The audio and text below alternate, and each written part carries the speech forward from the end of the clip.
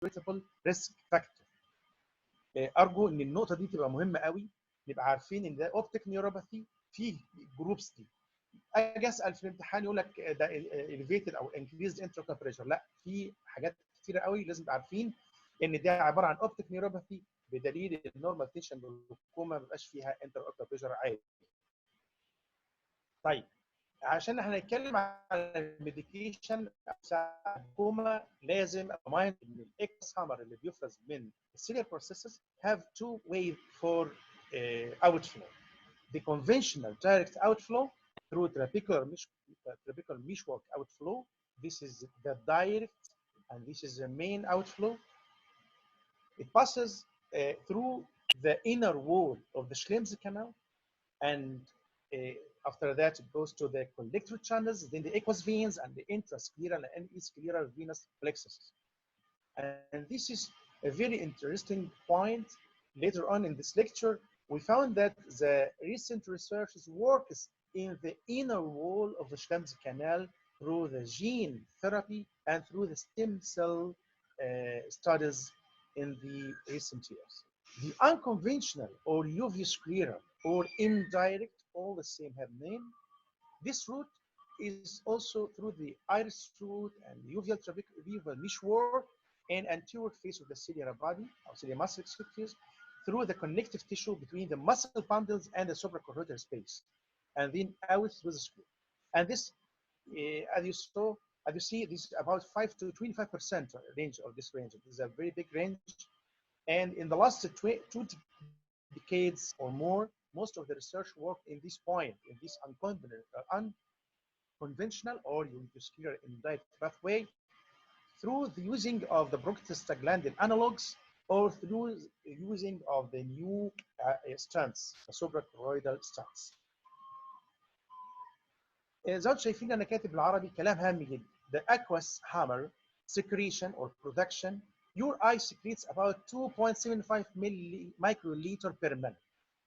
And this amount decreased by 2.5% per decade of life from 20 to 83 years of age. And the morning production is more than and higher than the night production. Day production is 3 microliter per minute, but the night production is 1.6 microliter per minute, about double. The beta blockers, timolol, pitaxolol, reduces aqueous hammer production by 30 to 40% near to the prostaglandin analogs, but in the daytime, not significantly at all at night. So this is the main cause that makes prostaglandins working as a first line of treatment.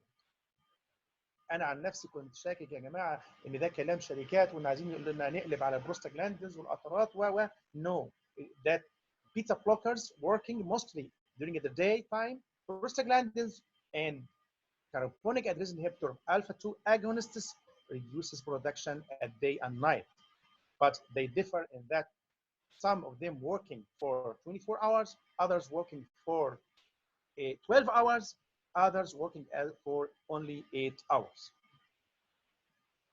One of the main important signs of glaucoma is the disc hemorrhage. Please, don't take it loose.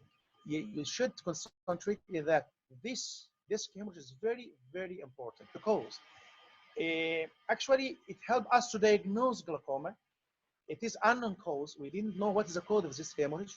Lasts from 4 to 6 weeks, and increasing risk fourfold for subsequent development of primary open-angle glaucoma by a double fold. And the eyes with disc hemorrhage progresses twice rapidly compared to the other eyes without disc hemorrhage. As you see, I select some points to remember you by the glaucoma before I go inside the goal of these lectures.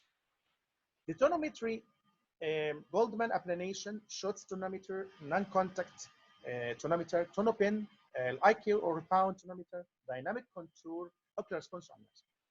We in Egypt, we all have all of these machines except dynamic contour tonometer, which is very essential and really important in cases of post-LASIK glaucoma. Actually, we discussed all of these machines, and my advice for all of us For that, Goldman applanation tonometer is very important. This, I consider it number one. Schutz is number two because it works since very long time. We are familiar with it. Number three is eye care, but please take many readings. Take up to 10 readings. Actually, the machine takes 5 readings and then give you the average. No, you can take up to 10 readings for each eye. The normal value of the central corneal thickness is about 545. And up to date and up till now, there is no specific normogram correcting IOP measurements. One of our colleagues asked me before how many micrometers per thickness to remove or aid in intraocular pressure when you measure it after or post LASIK. As I said, there is no specific nomogram till now. And after corneal topography, also a one diopter change in the corneal curvature, example post LASIK, leads to about 1/3 of millimeter mercury changing in the intraocular reading, according to the change in the curvature of the cornea. And actually, the ocular rigidity in high hyperopia, low and higher in hyperopia, lower in myopia, and then it might affect intraocular pressure, corneal edema, affecting the ocular pressure, and of course the central corneal thickness. The tear film also, if the patient have a dry eye, severe dry eye, or if the patient has a epiphora, and if you put so much liquid during straining of the eye for measuring of the intraocular pressure, can affecting the intraocular pressure from 2 to 4 millimeter mercury. So take care. And post-refractive surgery, as we said before, could cause inaccurate IOP measurements regarding to 3 main factors: the reduction in central corneal thickness, the changes in the radius of curvature, الكي ريدنج ممكن تبقى عامله ازاي بعد الليزك post LASIK, and the corneal rigidity, which is affected markedly post LASIK. Of course, the patient cooperation in examination and in compliance with the medication. So when I would like to start medications for glaucoma, as we all know that it is an incurable disease, it can leading to a permanent loss of vision. So the patient with glaucoma, he needs to discuss with him extensively. You should give him 10 to 15 minutes in your clinic to explain for him the line of treatment. Either it is medical, it is laser, it is surgery, and you should decide with him the unavoidable side effects of the long-term eye drops if you want to go through for 5 years, 10 years, 20 years. The follow-up with investigations like visual field and OCT, or optic nerve, and the retinal nerve fiber, and so on. So you should discuss with the patient. It's very critical. For the young age groups, we should consider the surgery is the main line of treatment until proof otherwise, because young age groups, they want to enjoy with their life. They didn't like to have red eyes all the time. They didn't like to use eye drops at night and the morning every day for life. It is a very hard decision. So please explain for the patient and didn't try just eye drops and use these drops for the morning and evening and so on. No, as we treat the patient with a spring cataract, it is a seasonal disease. We should use corticosteroid. After that, we use other medications as antihistaminic, not containing corticosteroid. And you should go on my instructions. Actually, the glaucoma patient needs more than these patients for this incurable disease. Also, the treatment decision mainly rests on whether this IOP is related or partially related to the retinal nerve fiber and visual field effects. As primary open-angle glaucoma, there is nothing else to made in medical treatment except to lower intraocular pressure. Or in opposite, the angle closure glaucoma. In primary angle closure glaucoma, the timing of treatment is different than in open angle. Since these patients with angle closure glaucoma usually candidates for surgery or laser, especially if they have a different synechiae or closure in at least 90 to 180 degrees of the anterior chamber. And their treatment is much less effective for eyes with a wide range of peripheral anterior synechiae, as I see it. The patients with acral intrahypertension, they furthermore evaluating other glaucoma risk factors for them, and this is very helpful in making the decision. For example, if the patient also has an enlarged optic disc ratio, high myopia, positive family history, and we have ocular hypertension, no, this is a relatively aggressive decision needs to be made. And this patient, if he have even normal investigations, you should take care for him. So add for ocular hypertension this idea about enlarged cupping, high myopia, and positive family history before any change in visual field and OCT for the optic nerve, retinal nerve fiber, and retinal ganglion cells. For the patient with normal tension glaucoma, the visual field of normal tension glaucoma usually deteriorates slowly over time. The patient takes years to have a change in the visual field, despite that intraocular pressure being in normal range, as we know, is the tension is between 10 to 15 maximum. And the treatment is still to lower IOP. Yeah, imagine we attempt to achieve low IOP levels around the 10 millimeter mercury for the normal tension glaucoma. And so treating normal tension glaucoma is relatively more difficult than treating high tension glaucoma. And our colleague, Dr. Wade Tantawi, gave a lecture about brain imaging, a very nice imaging about this disease, and help us to make more evaluation for these patients. Another very interesting and very important point is the monitoring of intraocular pressure for 24 hours.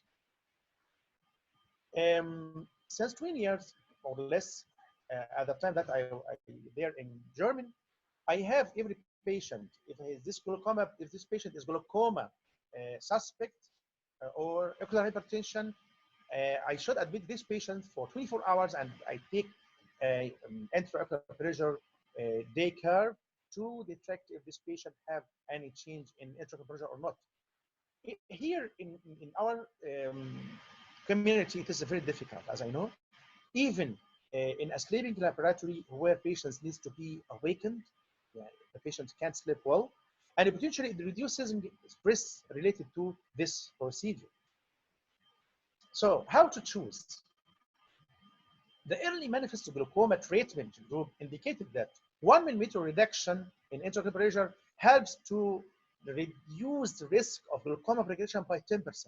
Imagine, and if you decrease the patient's intraocular pressure 5 to 7 millimeter mercury, post-treatment rather than pre-treatment, you can reduce the risk by 50, 70, 80% of progression of glaucoma. The possible new treatments, blood flow enhancements and immunoprotections have been investigated, and so up to date, up till now, intraocular pressure reduction is the main goal of us till now. So when you go to treat open angle glaucoma, many glaucoma trials suggest that the filtering surgery may be more successful prior to medical treatment. The initial treatment was at least as effective as initial treatment with stimulon. If I go to make laser trabeculoplasty, it looks like I add or remove 1 eye drops. However, these studies were conducted before the introduction of the prostaglandin analogs. I mean, if this patient have 2 eye drops and I would like to make for him a selective laser trabeculoplasty, I consider that I give the patient 1 eye drops and I remove 1 drops after laser trabeculoplasty. If I didn't make laser trabeculoplasty, I give the patient 1 or 2 eye drops. Especially, we have the prostaglandin analogs, which is more powerful. We should begin with a single 1 drug unless the intraocular pressure is very high.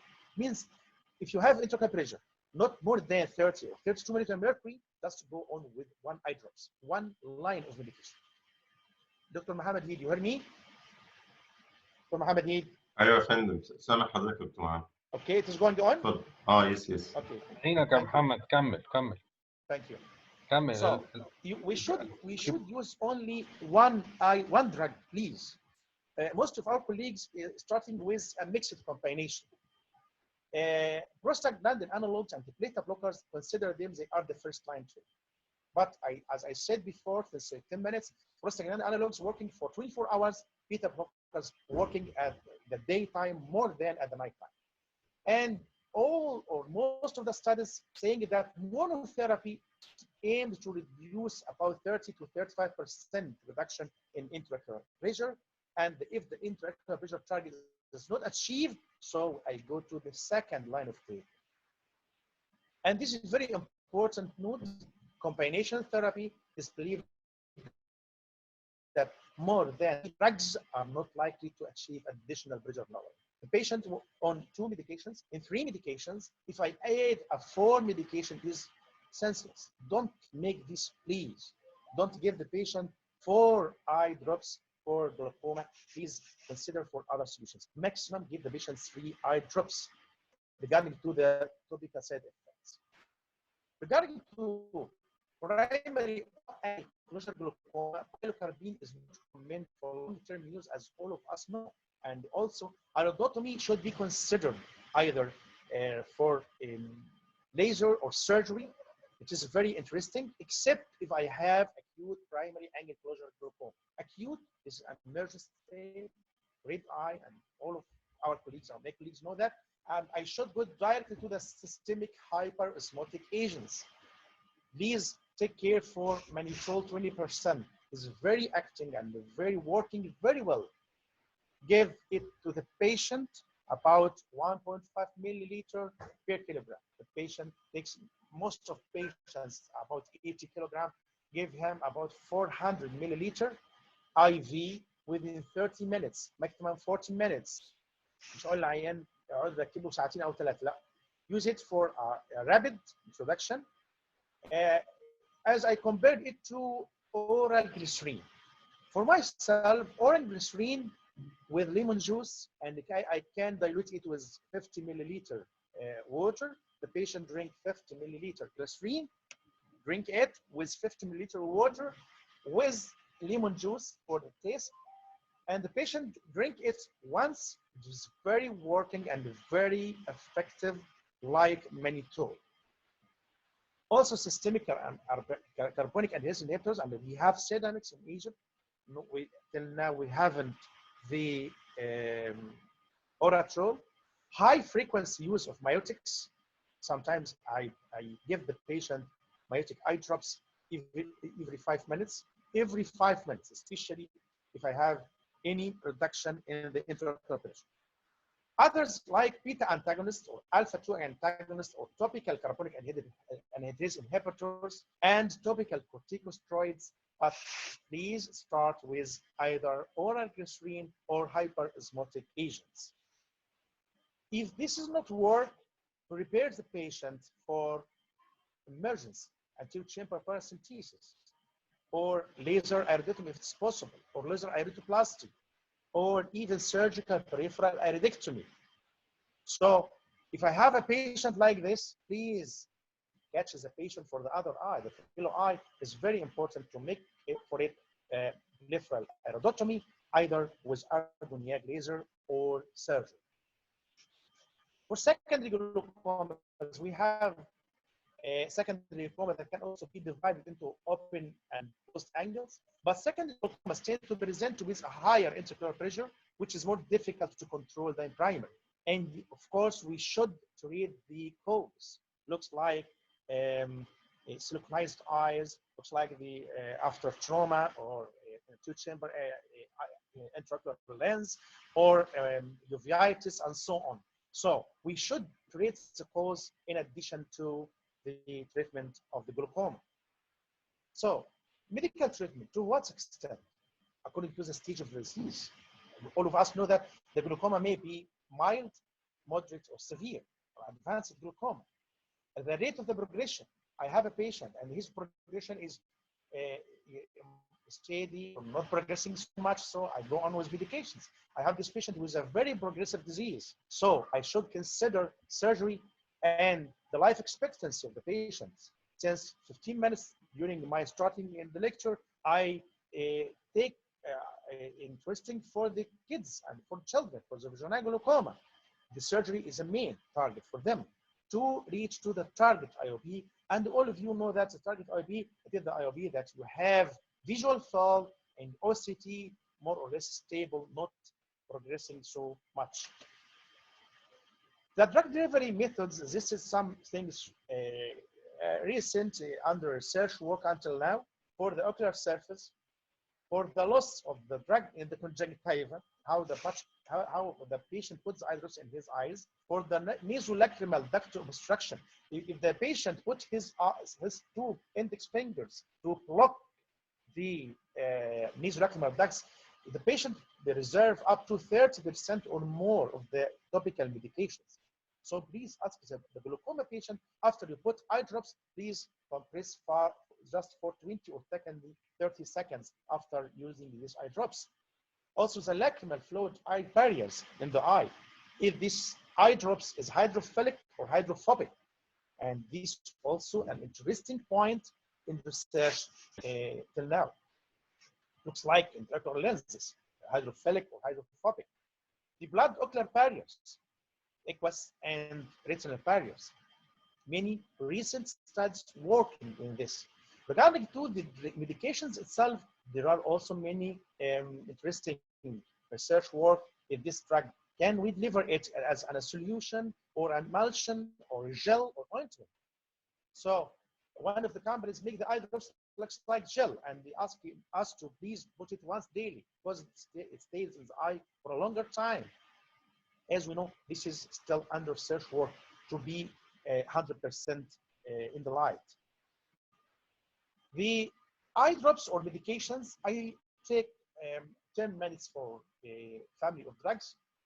The prostaglandin analogs most effective to lower intraocular pressure according to the studies, and could increase uvuscular outflow. اللي احنا عرفنا that we know that in the early of the lecture. This is the indirect uvuscular outflow. It represents up to 20% or 25%.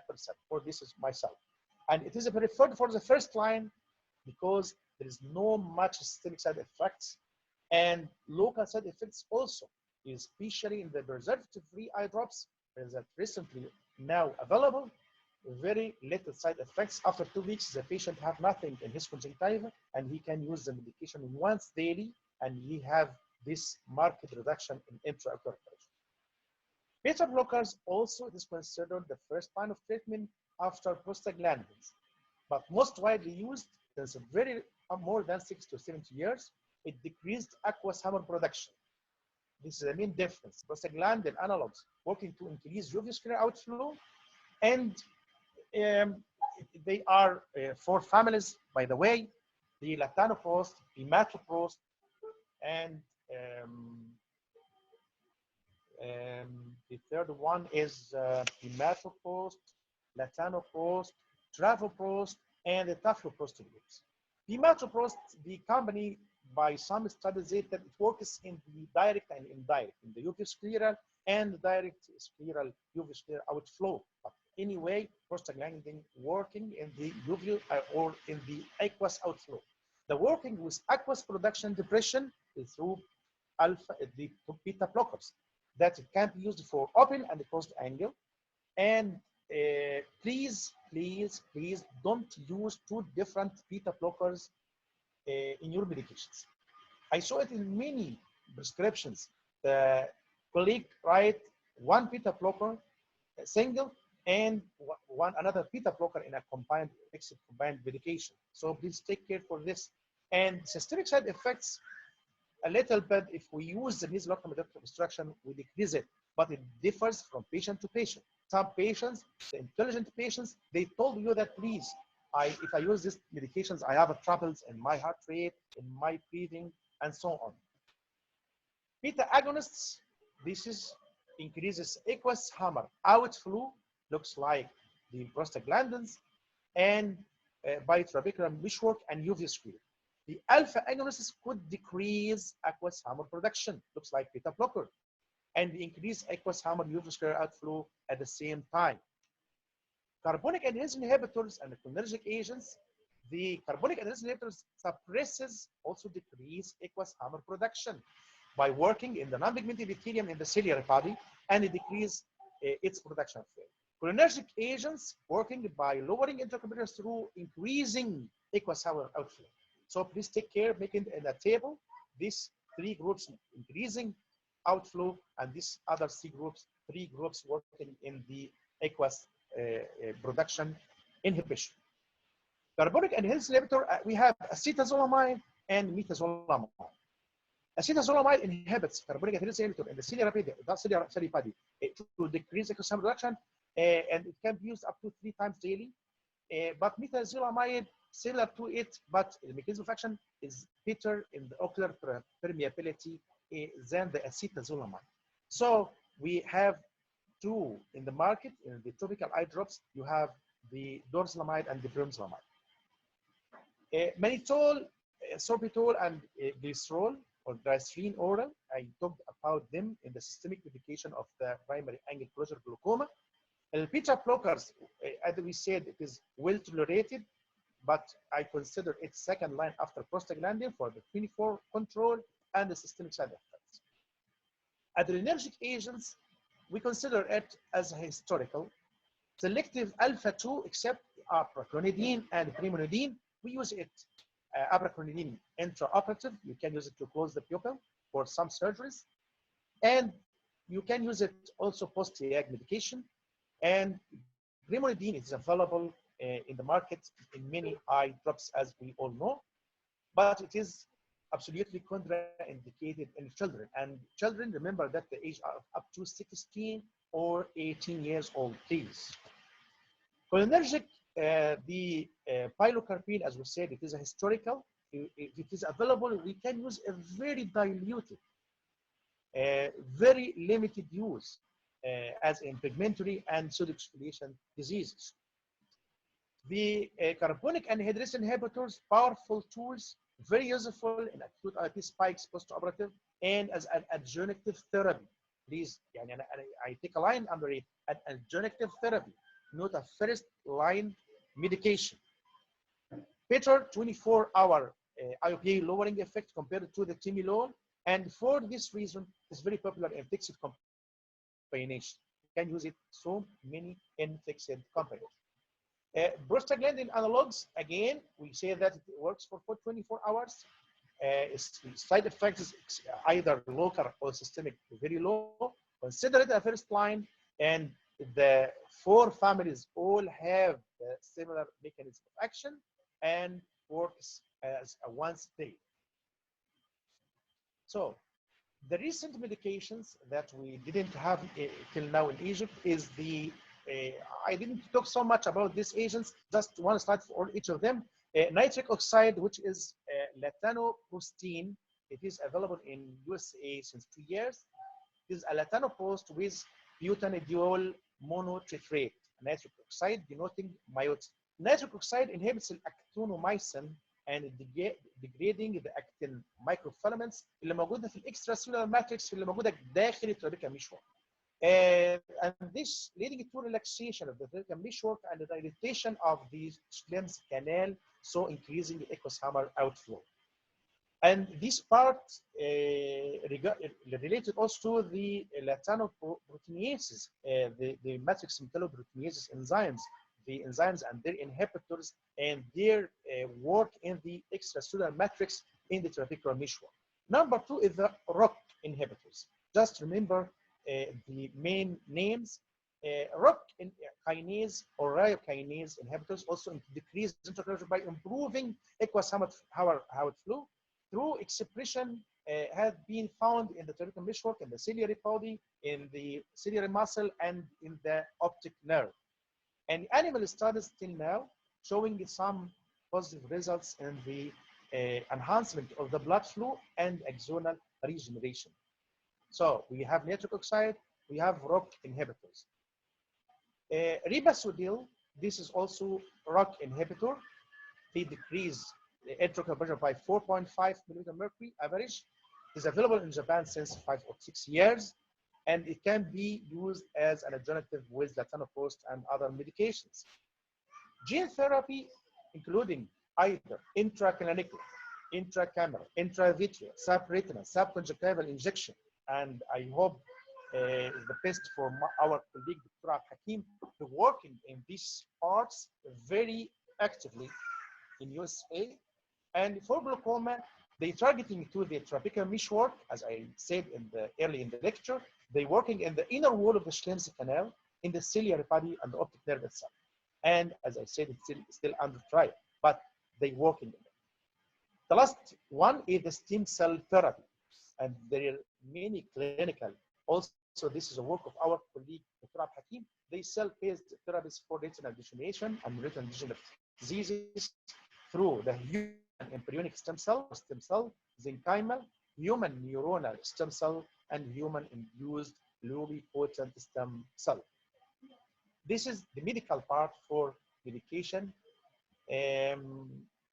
The conclusion start with one medication, one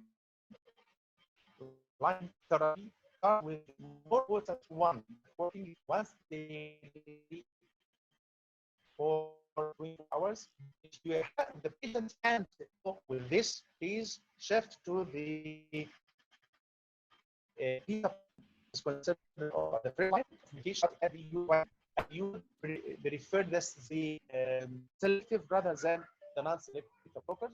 Now go to the fixed combination therapy for the carbonic anhydrase inhibitors and alpha-2 agonists if you need, but don't give 4 medications at the same time for the eye for a glaucoma patient. دكتور محمد الكونكلوجن كان الصوت بيقطع، ممكن نعيده؟ كان صوت حضرتك مقطع في الكونكلوجن خالص. I repeat the conclusion again. When you start with medical treatment, please start with one eye drops, especially first line medication, either prostaglandin analogs or beta blocker. And I prefer prostaglandins because they're working for 24 hours and it can be used only once at night.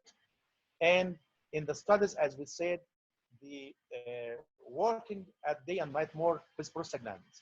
If the patient can't go on with this medication, shift to the beta blocker, can be used twice daily. Selective is more better than non-selective. Number 3 is fixed combination and alpha-2 agonists. But we prefer alpha-2 agonists for the patients with ocular hypertension than the other medications and normal tension glaucoma with the other medications. This is a conclusion. Now we go to the laser therapy before surgery, and for the time I can postpone surgery for another lecture. Now we go to the laser therapy for glaucoma. Shortly, we have laser, either argon laser, selective laser, and the selective argon and YAG. So, did you think that laser is an essential line of treatment in glaucoma? Yes or no? I mean, you can take the answer after I finish from this very short presentation of types of lasers. Lasers are photocoagulative as argon, diode, krypton, photodisruptive, YAG, medium YAG, upper frequency, photoablative as excimer. Angle closure glaucoma you can treat by 2 types of lasers, peripheral iridotomy or argon laser peripheral iridoplasty. And the second one is, I didn't know why most of our colleagues and most of glaucoma surgeons didn't remember this type of laser, which is very essential and very important. Argon laser peripheral iridoplasty. For primary angle glaucoma, we have argon laser trabeculoplasty and selective laser trabeculoplasty. And because of selective laser trabeculoplasty is more better than argon, but its machines is not most available in Egypt. Post-operative laser suture lysis, which is very important. It makes a very big difference. It looks like releasable sutures and controllable sutures that you can use it intraoperative.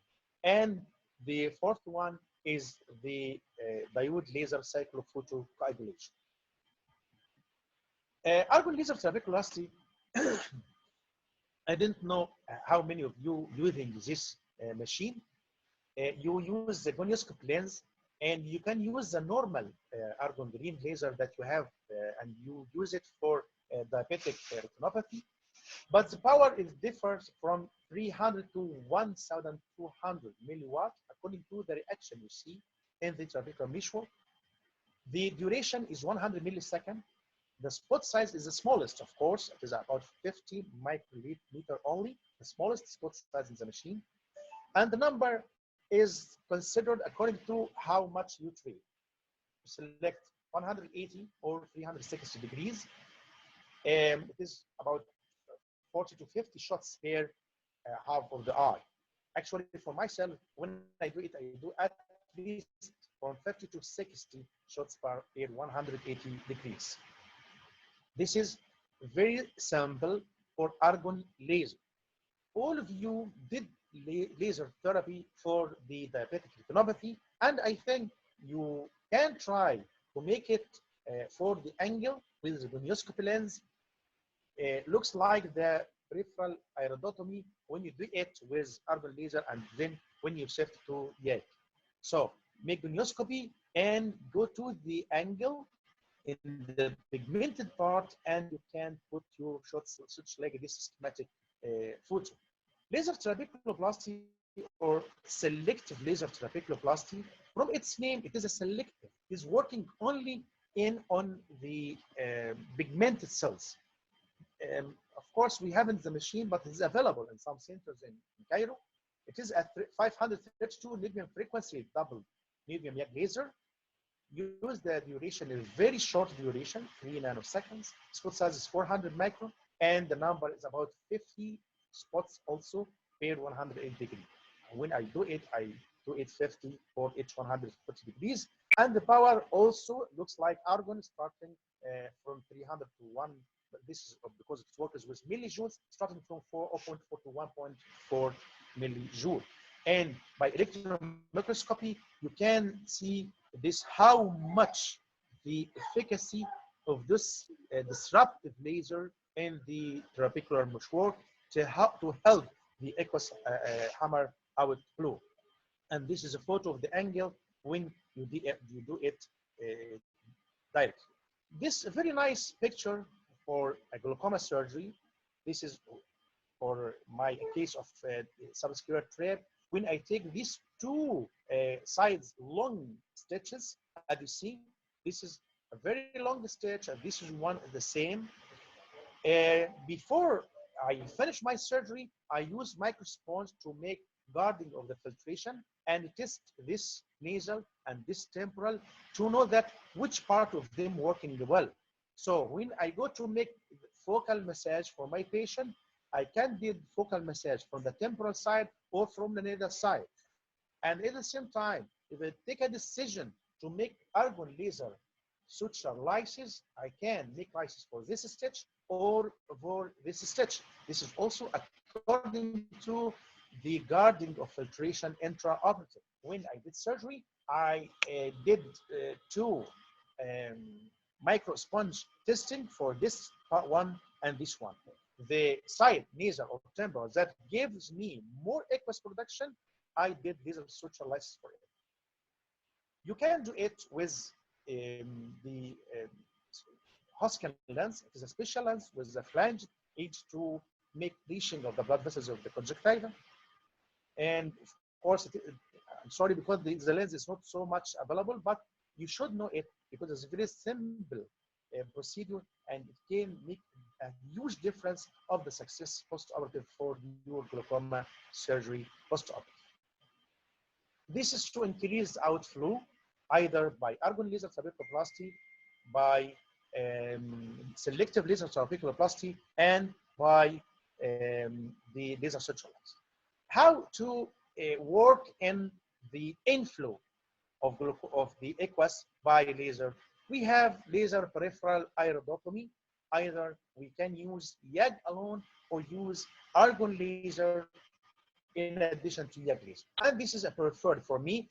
I'm using argon laser to prepare the iris. Use a large spot size. At time is 200 to 300 milliseconds and 200 to 600 milliwatt. This is for the preparation of the iris. After that, I make 1 or 2 shots or 3 shots of the YAG. It's working very well, but because I make a preparation of the iris before I go directly to the YAG. YAG, the power starting from 2 to 6 millijoule. Sometimes I work with 8 and 10, but with a heavy pigmented iris and thick iris with a very small spot size, and you can work with 1 pulse, 2 pulses, or even 3 pulses. For these patients, remember that you have a debris and sometimes hemorrhage in the anterior chamber, and you should give this patient alpha blockers, alpha 2 agonists, postoperative, and even Systemic oral after you finish it. For myself also, I prefer surgical peripheral iodectomy more than argon or YAG laser peripheral iodotomy for many reasons. Sometimes you haven't complete penetration. Sometimes you have it, but take care, please, not so much to the pupil edge, such like this, and prefer to work at 10 or 2 o'clock for preservation of the vision of the patient. The most important, the most interesting one is the laser iridoplasty. Please remember this for the narrow angle hypermetropic patients, because it is very, very working and very successful procedure. I do it for many patients. For the fellow eye of the acute congestive glaucoma, you make laser directly to the iris. You shoot the iris directly. Use a large spot size, 200, 250, 300, up to 500. Use a longer time, 200 to 500 milliseconds, half a second, with the power low, 300, 400 milliwatt maximum, not high power. And the number is 12 shots per sector, per quarter of the eye. So the eye can be complete with 24 or 32, 36 burns. And as the most of the periphery of the eyes. The idea is to make such like these shots, this one, this one, this one, this one, this one, and so on. And the idea is to make the iris to make a contraction, so the iris root is separated a little bit from the angle, and it looks like the peripheral iris circlage that done by Ika Ahmed to cases of very closed angle. You can make circlage by stitches to remove the iris to prohibit or to remove the dense peripheral anterior sinus. This is the last one, which is diode laser cyclophotocoagulation. We have the machine in our hospital, Sagalal, and it works very well. Most of cases, we do it for the absolute glaucoma, but for myself, I do it for many cases with a single eye. For intractable or refractory glaucoma, patients with post-keratoplasty and the vision is not well, patients with post-siliconized eyes, but still these patients have some vision. I do it. You use parameters starting from 800 to up to maximum 2 watt of the laser, starting with 1000, 1.2, 1.5 for 1.5 seconds, 1.2 seconds, 2 seconds maximum, and you make about 20 shots per quarter. The upper half or the lower half maximum is 40, and 40 down maximum 80. And this is according to the intraocular pressure. This intraocular pressure is 45, 55, 60, 70, and so on. Remember that this is destructive, and nowadays recently it is mostly it will be replaced by the micro pulse diode lasers that's available. I think we have a machine in Egypt that can be working for cases of primary open angle glaucoma. So the cases of laser, again, for conclusion, you can do peripheral laser iridotomy using argon, prepared by argon and then complete by YAG laser. You can do also the argon laser trabeculoplasty, which is available in every hospital. For selective, you should select some specific centers to have this machine. But for myself, argon laser trabeculoplasty and selective laser trabeculoplasty, it works like you just remove one eye drops for the patient. The patient on working in 3 eye drops, after laser, you give him 1 or 2 eye drops again. So it is not permanent solution. And after 5 years maximum, you feel that you need to make something. For the narrow angle or angle closure, you have the peripheral iridotomy, as I said, and you have the peripheral argon laser peripheral iridoplasty. And please didn't forget this argon laser peripheral iridoplasty. We use a wide spot size, low power of the laser, and you will make about 30 to 36 shots all over the 360 degrees of the iris. You can make laser suture lysis, but I didn't put it in conclusion because we didn't have the lens. And the last one is the diode laser cycle of photoregulation, and we have it and working very well. And you can work on it with your experience in seeing eyes, not only for the absolute glaucoma eyes. Now we have about 50 minutes in this lecture. I feel you are tired, and I prefer we can postpone the surgery for another lecture, because in the surgery I talk about goniotomy with goniotomy knife. I work with goniotomy with Cahog dual plate. We talk about trabeculotomy, talk about trabeculectomy, then the deep sclerectomy, then the Ahmad valve suppression, and the laser cycle of regulation. So for your time, that's enough today, and I am ready for the questions. بشكر حضرتك دكتور محمد. وهو فعلا الجزء بتاع الجراحه غالبا هيحتاج محاضره لوحده، لان واضح ان حضرتك محضر يعني كم كبير في السيرجيكال مانجمنت بتاع الجلوكوما. يس ماشي يا فندم. هو في حضرتك الاسئله على الشات، الدكتور محمود اسماعيل كان له اكتر من سؤال، لو هو حضرتك يحب يشارك بيها مباشره ماشي، او انا اقولها مفيش مشكله يعني. اتفضل يا استاذنا. انا مش سامع دكتور محمود يا دكتور محمد. يا دكتور ملاح. اتفضل يا باشا. الدكتور حاتم عمار معاه على التليفون بيسلم عليك. دكتور حاتم عمار رئيس قسم الرحمة في جامعة سوهاج، العلامة المشهور. طبعا استاذنا اهو. الله يسلمك حضرتك وسلمه. الله يسلمك وسلمه يا باشا. شكرا يا باشا. طبعا دكتور حاتم حبيبنا يعني.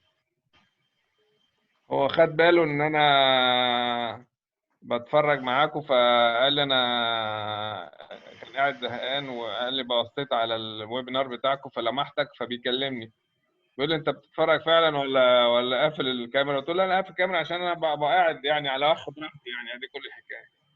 لا جود توك يا دكتور محمد، اتفضل. ثانك يو يا باشا. حضرتك كان ليك اكتر من سؤال يا دكتور محمود، فحضرتك تحب تسالهم ولا؟ الحقيقه انت قلت نقطه يا دكتور ملاح، الريم هيموريدج، الديسكريم هيموريدج، الريسك بينبئ بريسك عالي قوي في progression of the glaucoma. Yes. الهيموريدج. يعني actually we didn't know what is the cause of this hemorrhage. لكن اي زميل يشوف الديسك هيموريدج يعرف ان البيشنت ده البروجريشن معاه بيبقى دبل للبيشنتس اللي ما عندوش ديسك هيموريدج. واكشولي احنا we didn't know what is the cause. And of course it takes 4 to 6 weeks to disappear. So the lucky doctor he can see it، هيعرف ان البيشنت ده البروجريشن بتاعه بيبقى اعلى شويه من الاذر بيشنتس اللي they didn't have the disc hemorrhage. طيب السؤال الثاني بسرعه عشان حسن حجازي عنده اسئله كتير اهو. البروستاجلاندين انالوجز كلهم بيعملوا هايبريميا يا دكتور ملاح؟ اكشوالي هم بيعملوا هايبريميا، بس يعني يعتبر بالترتيب لو قلنا رقم 1 هيبقى مجموعه الترافوبروست، رقم 2 الزلاتان، رقم اللي هي البروستامايدز اكتر يعني. الترافوبروست اعلى من البيماتوبروست واعلى من اللاتانوبروست. والبريزرفيتيف فلو فري ريسنتلي افيلابل تعتبر اقلهم. طيب اخر سؤال عشان ما اعطلكش، انا كنت متابع الراجل بتاع اليابان اللي عمل الروك انهبيتور اللي هو RH كاينيز ده. يس وعمل القطره فعلا، بس هو كان اصلا بيعملها بيروج ان هي بتعمل اندوثيليال مالتيبليكيشن. ما اعرفش انت عارف الحكايه دي ولا لا. هو اصلا كان بيشتغل على الاندوثيليال سيل مالتيبليكيشن. يس ف ما انا عشان كده قلت لحضرتك ان هي يعني عشان واليابانيين بادئين فيها من 2014 شغالين عليها، لكن يعني كانتي جلوكوما ثيرابي ككومباينيشن وانتي جلوكوما ثيرابي يعني not FDA approved up till now. يعني do you think it will be the future بعد؟ لان انا لما زنقته قال لي احنا طلع ان هو شريك في البيتنت بتاع القطره دي، ابن اللذينه ده الراجل اللي هو انا ناسي اسمه، بس هو راجل كان اسمه اسم ياباني كده مع عقرب. هم اكتر ناس حضرتك شغالين على الموضوع ده هم اليابانيين بصراحه، اكتر ناس شغالين في نقطه الريسيرش ورك على الروك والنيتريك اوكسيد. يعني بس الروك اكتر في اليابان من النيتريك اوكسيد في امريكا اكتر شويه. لكن تيل ناو ما فيش حاجه يعني اف دي ابروفد وافيلبل كماركتنج يوز يعني. طيب تمام، شكرا دكتور ملاح. لكن لو حضرتك، لو سعادتك، لو انا عشان بتابع الجورنال اوف جلوكوما ريفيو، الموضوع ده كل شهرين بقرا فيه حاجات جديده باستمرار يعني. هو كان اسمه كنواجا كشواجا حاجه كده. ايوه وانا حاولت ان انا طبعا هو الهدف ان انا كنت بحاول اتواصل معاه، لان هو نشر بيبرز عن المالتيبليكيشن اوف اندوثيليوم، وطبعا دي يعني ثوره. وبعدين لقيته في وسط الكلام كل ما اكلمه يقول لي بس خلي العيانين يستعملوا القطره دي، خلي العيانين يستعملوا القطره دي. وبعد كده لما قلت له طب البيبرز طالعه امتى؟ قال لي خلاص طالعه اهي طالعه اهي. وبعدين لقيته نشر بيبر عن الانتي جلوكوما بتاع الروك انهبيتور بتاع القطره بتاعته، اللي انت لونها حتى قطره شكلها غريب كده، الازازه نفسها شكلها غريب كده. قلت له الله، ايوه يا باشا صح. امال احنا فين الاندوثيليوم مالتيبليكيشن؟ الله يخرب بيتك. طيب انا هسيب الدكتور حسن عنده اسئله اهو. الدكتور ايهاب ثروت اتفضل. دكتور حسن يا باشا له اسئله على البث المباشر بتاعنا على الفيسبوك. بيسال حضرتك if you have single eyed patient والكاب ديسك ريشيو فيه 0.9 وريفيوزنج السيرجري، ايه الريكومندد بريسكريبشن اللي حضرتك تحب تعمله مع العيان ده كاجريسيف تريتمنت يعني في الحاله دي؟ البيشنت لازم العيان يبقى عارف ان هو هاي ريسك بيشنت، خصوصا ان هي سنجل اي وكاب ديسك ريشيو 0.9. البيشنتس دول انا بالنسبه لي اي بريفير ان انا اعمل له نون بريتريتنج جلوكوما سيرجري، بيبقى افضل بكتير جدا من الميديكيشنز، عشان الميديكيشنز فيها اكثر من مشكله، ان هو هيضطر يستخدم more than 2 medications at least 3 medications. يعني هيستخدم بقى البروستاجلاندين انالوجز، وهيستخدم البيتا بلوكرز، وهيستخدم الكربونيك ادريس او الفا 2 اجونست. يبقى انا كده دخلت العيان في at least 3 medications. رقم واحد. رقم اثنين هيعمل ريجولار فيجوال فيلد واو سي تي فور ذا فولو اب. لكن لو التنشن بتاع العيان ده بيعدي التارجت، اللي هو مثلا for these patients at least from 10 to 15 maximum. For these patients, otherwise I prefer non-penetrating glaucoma surgery. Is so much better للعيانين دول اكتر من الميديكيشنز. This is my opinion. سؤال ثانيه؟ هو يعني هو البيشنت ريفيوزنج السيرجري، فحضرتك هو بيسال على الاجريسيف تريتمنت اللي تقدر. انا عشان كده بقول لحضرتك اهو بقى، يعني لو انا هديله الماكسيمم ميديكيشنز 3 دراجز بالترتيب: بروستاجلاندين انالوجز، البيتا بلوكرز، واخير نفسي ما بين ان انا استخدم توبيكال كربونيك ادريس انهبيتور او الفا 2 اجونست. يبقى انا لازم اخد 3 من الاربعه دول، البيت تمشي عليهم. ولو التنشن بتاعه بيعدي قريب من 20 في 18 19 20 يستخدم الاورال ثيرابي once every other day او twice weekly مثلا. يعني ياخد اوسيزاميكس كل يومين او كل 3 ايام مره لو هو فعلا بيفيش سيرجري، بس لازم يبقى عارف ان في other options more better than الميديكيشنز. تمام. في سؤال تاني لحضرتك عن المايكرو بالس ليزر ثيرابي كافيكاسي. حضرتك خبره حضرتك مع المايكرو بالس؟ المايكرو بالس بيستخدم لحد الان، هو بقى شغال في الماركتنج في اوروبا بقى له 4 سنين، وبيعملوا عليه ستاديز كومبارابل للتريتيكوتين. بس هو يعني عشان نكون صراحه لازم يبقى احنا كدكاتره وكعيانين عندنا فاهمين انه it is not once intervention. يعني انا بعمل مره والعيان ده مره ثانيه او مره ثالثه. انا بقى ممكن اخش اشتغل 180 درجه او 270 درجه، وابقى عامل حسابي ان عندي ممكن يشتغل يميت انذر يعني وانس اجين، محتاج مره ثانيه او مرتين ثاني عشان يبقى فيه هاف كنترولد انتربريتيشن.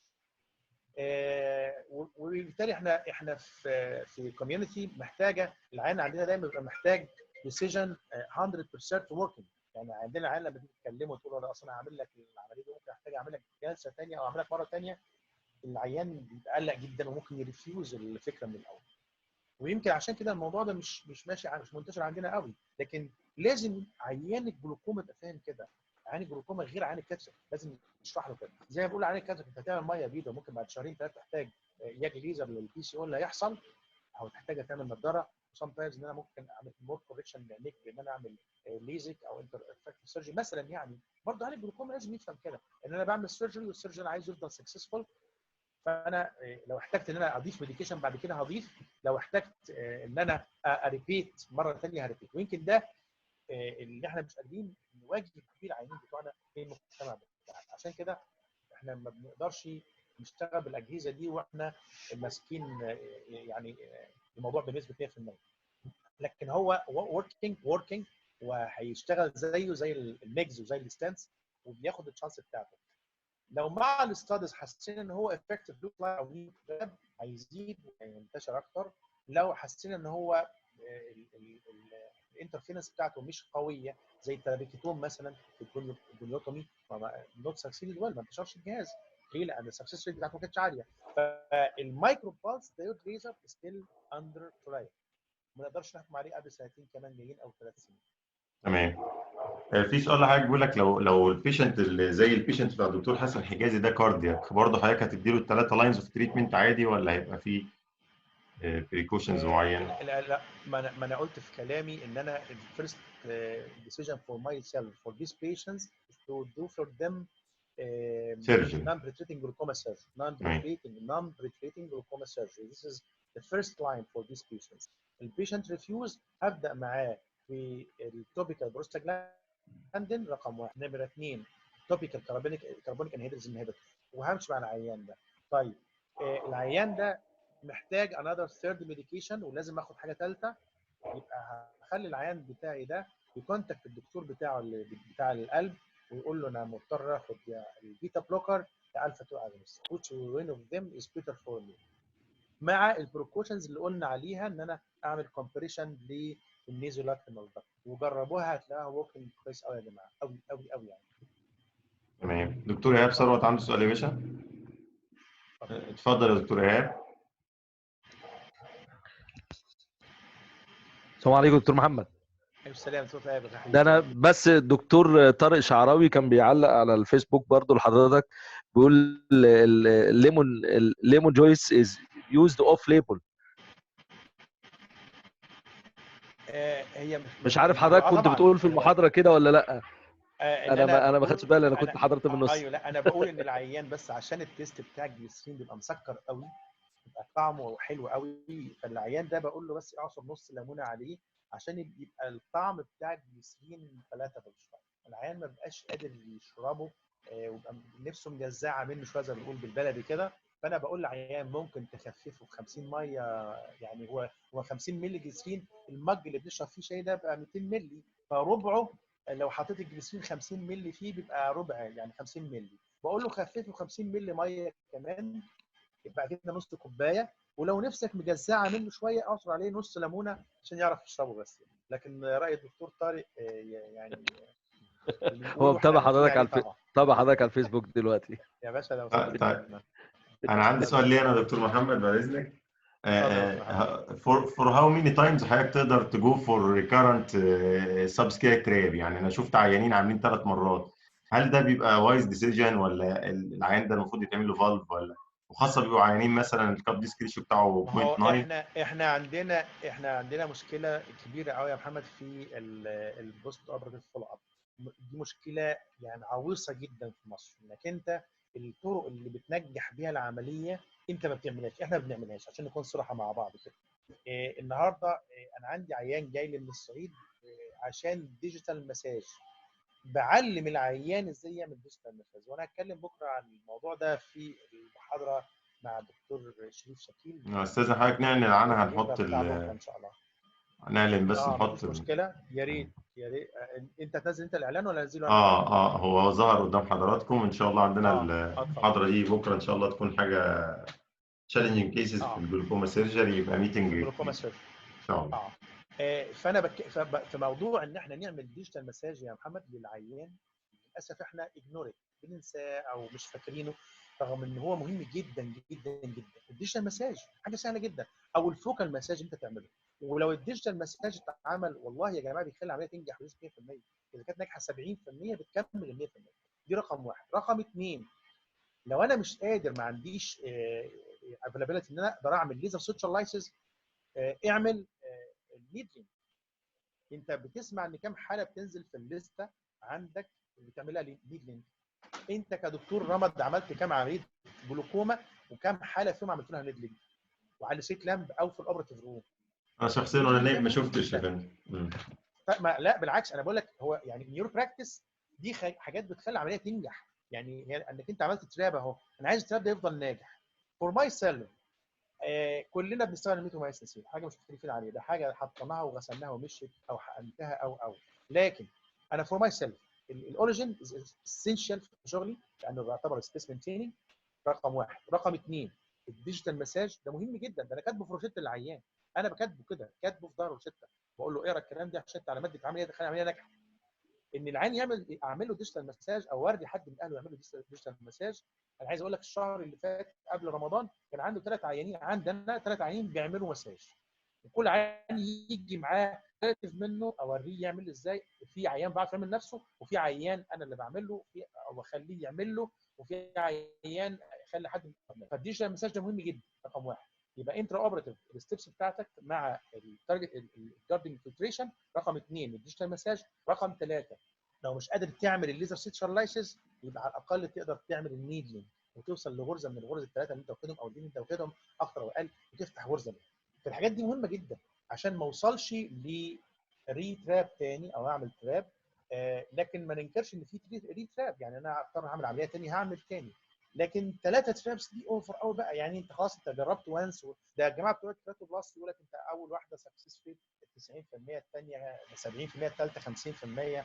يعني انت هقعد اعيد العمليه، كل ما بعيدها كل ما السكسس ريت بتاعها بيقل. لكن في الجلوكوما يعني انا هعمل تراب ورجعت اعمل ريتراب ثاني، ببقى واخد فيها كوشنز كتيره قوي. يعني صعب قوي ان انا اقول العيان ده جاي وهعمل له ثالث مره. لا، اخش بقى على انذر بروسيدور، شانت بروسيدورز، الفاليف بروسيدورز او الديود ليزر او التريفر. تمام. برضه سؤال يا فندم تاني.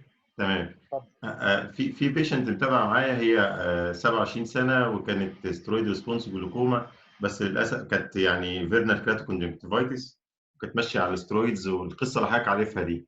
تمام. هي لما جت لنا جايه كانت كان في عين لوست كومبليت اوبتيك اتروفي بوست جلوكوميتاس، والعين الثانيه 0.9 الكاب ديسك ريشيو بتاعها، واوريدي عامله مرتين تراب، وعملت اخر حاجه فالف، وهي دلوقتي كنترولد على الفالف. تمام.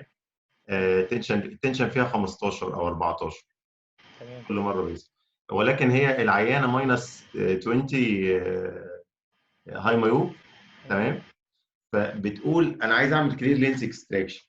هل لو العيانه دي جت لحضرتك حد يجرؤ يعمل لها، ولا عادي ولا مش عادي؟ انا قلت لها بصراحه ما اقدرش، مش عارف، كنت اسال طيب حضرتك. هل هي يا دكتور محمد هي تيوبلر فيجوال فيلد؟